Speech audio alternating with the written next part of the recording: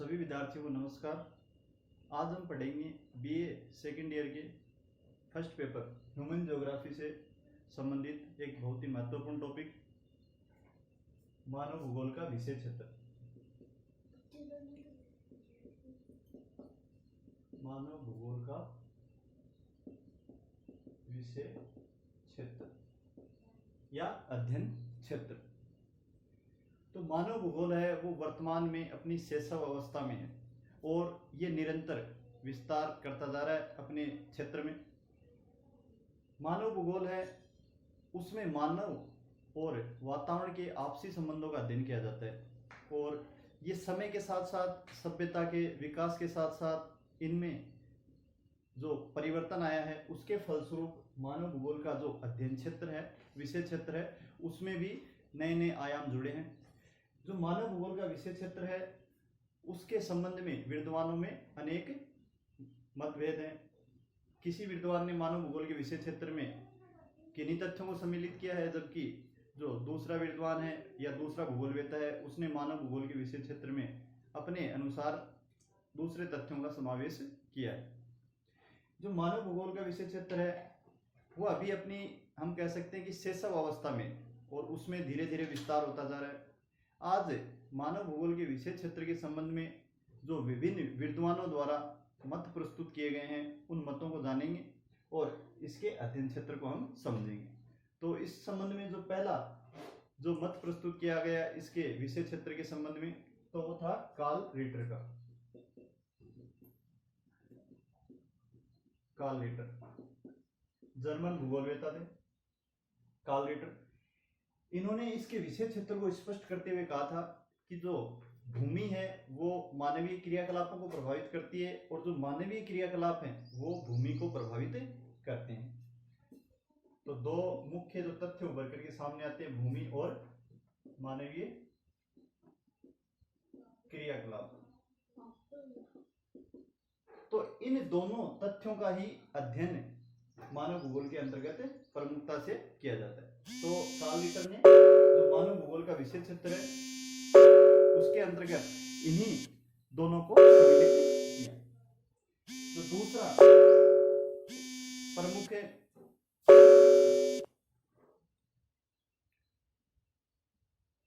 विद्वान थे Frederick Ratzel. Frederick Ratzel ये भी जर्मन थे, जर्मन भूगोलवेत्ता थे। फ्रेडरिक रेटजेल ने मानव भूगोल के जो विषय क्षेत्र या अध्ययन क्षेत्र है उसको निम्नलिखित तीन तथ्यों के अंतर्गत सम्मिलित किया। निम्नलिखित तीन तथ्य देखिए आप कौन कौन से। इसमें पहला उन्होंने बताया कि जनसंख्या वितरण से संबंधित तथ्य, जनसंख्या वितरण से संबंधित तथ्य। इन तथ्यों पर भौगोलिक वातावरण का प्रभाव, इन तथ्यों पर या उपयुक्त तथ्यों पर भौतिक या भौगोलिक वातावरण का प्रभाव,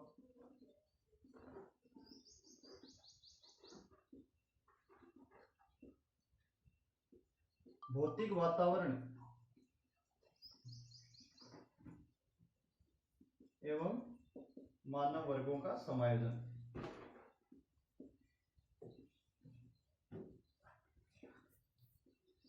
यानी जो मानव भूगोल का अध्ययन क्षेत्र है विषय क्षेत्र है उसमें तीन प्रमुख तथ्यों का समावेश इन्होंने किया।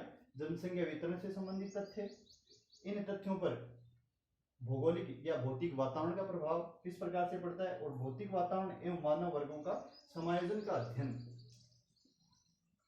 मानव भूगोल का अध्ययन क्षेत्र है, ये फ्रेडरिक रेटजेल ने बताया। अब हम अगले जो प्रमुख विद्वान हैं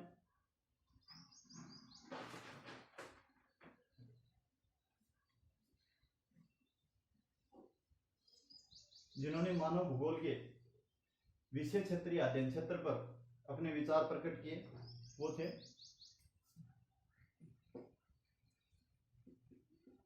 कार्ल सावर। कार्ल सावर है इन्होंने जो मानव भूगोल का अध्ययन क्षेत्र है उसको चार पक्षों से संबंधित माना है। कितने पक्षों से? चार पक्षों से संबंधित बताया।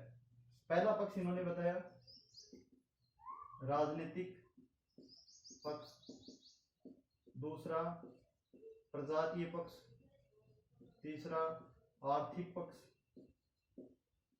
और चौथा सामाजिक एवं सांस्कृतिक पक्ष।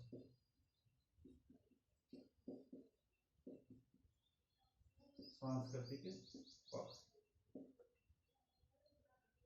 राजनीतिक पक्ष के अंतर्गत इन्होंने जो मानव के राजनीतिक और प्रशासनिक व्यवस्थाएं हैं उनको सम्मिलित किया। प्रजातीय पक्ष के अंतर्गत इन्होंने विभिन्न मानव प्रजातियों का अध्ययन है उनकी शारीरिक रचना के आधार पर बताया। आर्थिक पक्ष के अंतर्गत इन्होंने विभिन्न मानवीय जो आर्थिक क्रियाकलाप है उनको सम्मिलित किया। सामाजिक एवं सांस्कृतिक पक्ष के अंतर्गत इन्होंने जो भी समाज में सामाजिक रीति रिवाज हैं मनुष्य से संबंधित और जो सामाजिक मान्यताएं हैं उनको मानव भूगोल के विशेष क्षेत्र के अंतर्गत इन्होंने शामिल किया। फिर जो अगले विद्वान थे व्हाइट एवं रेनर, व्हाइट और रेनर, इन्होंने बताया कि जो मानव भूगोल का अध्ययन क्षेत्र है या विशेष क्षेत्र है वो समायोजन और संबंधों से संबंधित, समायोजन एवं संबंध इन दो को महत्वपूर्ण माना मानव भूगोल के विशेष क्षेत्र में। समायोजन को इन्होंने तीन भागों में बताया, जो आर्थिक समायोजन,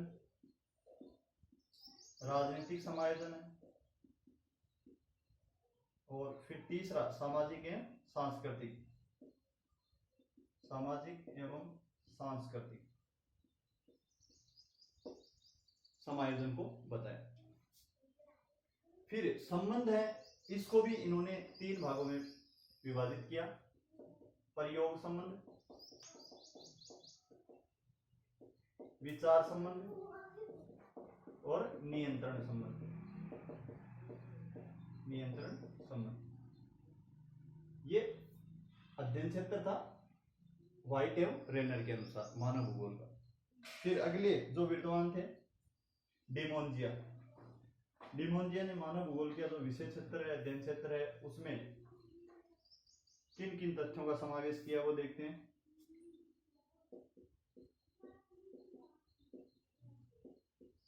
डिमोंजिया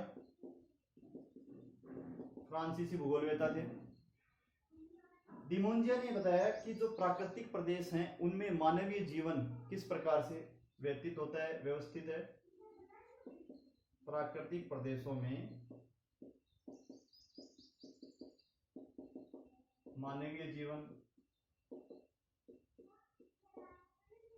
फिर मानवीय बस्तियां किस प्रकार से वहां पर अवस्थित हैं,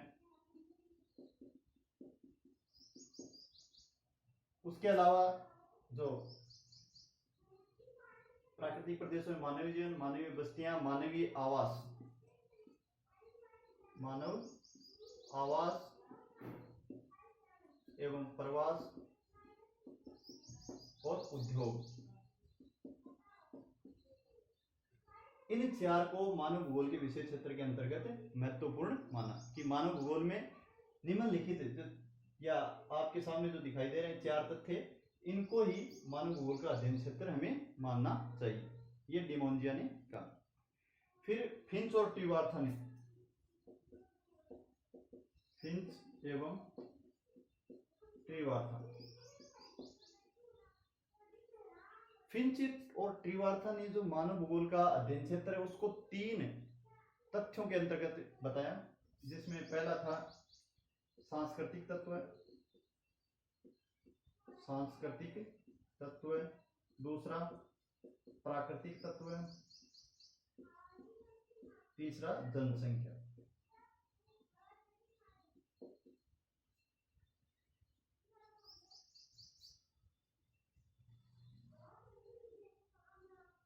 जो सांस्कृतिक तत्व है, सांस्कृतिक तत्व के अंतर्गत इन्होंने जो मानव बस्तियां हैं, मानव ने जो भी व्यापार, कृषि, उद्योग, परिवहन, इनको इन्होंने सांस्कृतिक तत्व के अंतर्गत समाहित किया। दूसरा जो प्राकृतिक तत्व था, इसके अंतर्गत इन्होंने बताया जलवायु को महत्वपूर्ण, जल संसाधन, प्राकृतिक वनस्पति,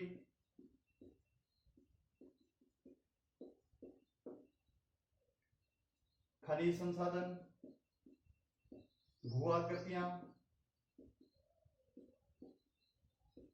मिट्टी, ये इन्होंने प्राकृतिक तत्व के अंतर्गत सम्मिलित किए। फिर जनसंख्या के अंतर्गत इन्होंने जनसंख्या वितरण,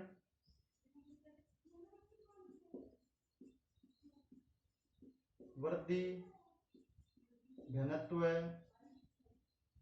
लिंगानुपात, ग्रामीण नगरीय अनुपात, ग्रामीण नगरीय अनुपात, इनको सम्मिलित किया। तो ये फिंच और ट्रिवार्था के अनुसार मानव भूगोल का विषय क्षेत्र था। अब जो अगले विद्वान हैं जिन्होंने मानव भूगोल के विषय क्षेत्र के बारे में बताया, वो थे ब्लोस, पॉल विडाल डी ला ब्लोस, फ्रांस के भूगोलवेत्ता थे।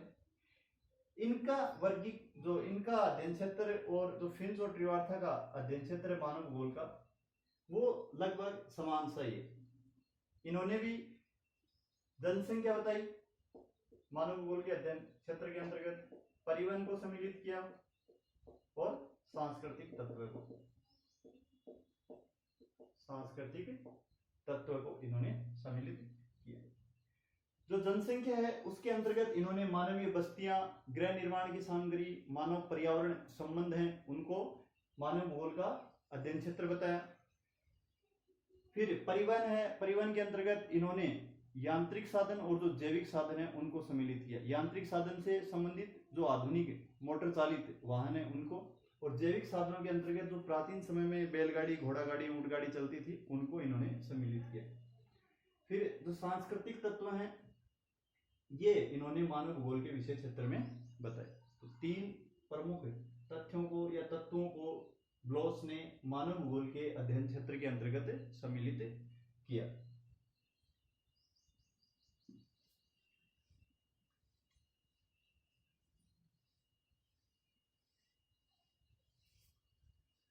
अगर अब हम इसको सार रूप में देखें मानव भूगोल के अध्ययन क्षेत्र को, तो इसमें निम्नलिखित या जो आपके सामने दिखाई देंगे अभी, ये तथ्य उभर करके सामने आएंगे कि पहला तो जो जनसंख्या है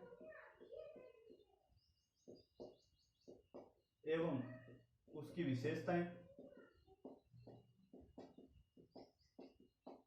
जनसंख्या और उसकी विशेषताएं।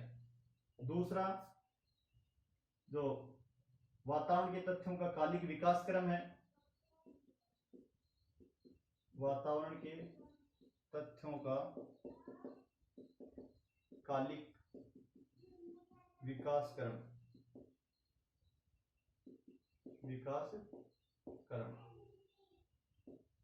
तीसरा इसमें इन्होंने बताया वातावरण के तथ्यों का अध्ययन,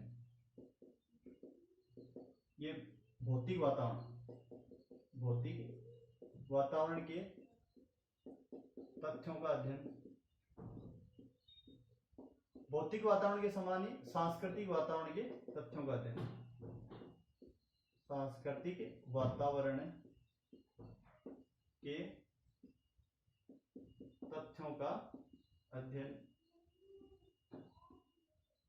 फिर इन्होंने बताया कि जो संसाधन उपभोग एवं जो संसाधन नियोजन है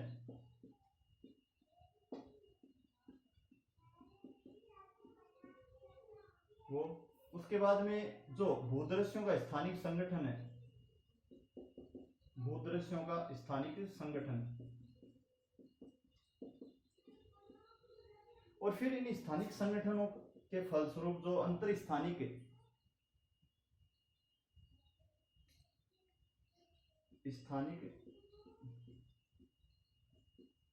संगठनों का अंतर स्थानिक संबंध,